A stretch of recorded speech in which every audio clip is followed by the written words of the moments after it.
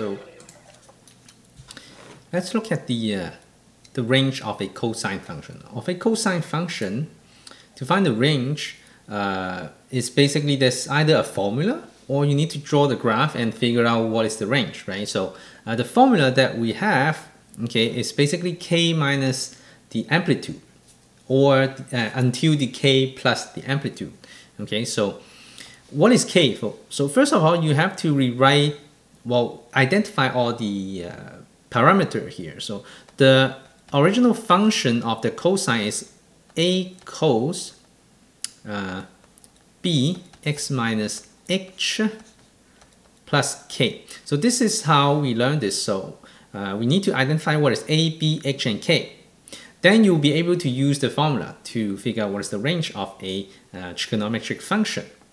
So in this case, a is going to be 2, b is going to be you have to factorize this pi over 3 here. So what we have here is 2 cos pi over 3 x, then subtract. So you extract the pi and you extract the 3, so this would be a 3 here, and then plus 1. So my b is going to be pi over 3, h is going to be 3, because the formula is actually negative, right? So we don't take the sign with it. It's actually the opposite sign of what we see here, but k is actually what we see here, plus 1. So we have identified these values, and then to find the range, the equation is going to be k plus the amplitude. Well, this a is not the same a because this is the amplitude. The amplitude is actually the absolute value of your a. Okay, so a is equals to the absolute value of a, which is 2. Well, since it's already positive, so it's actually the same thing.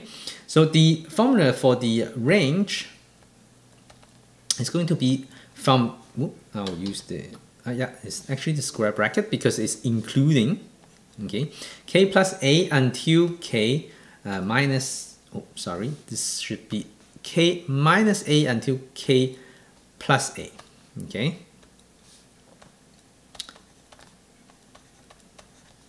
So this is going to be, what is k? K is actually 1 minus 2 until 1 plus 2. So which is minus 1 until 3. So that's my range here. Okay, from minus 1 to 3, that's the range of this problem.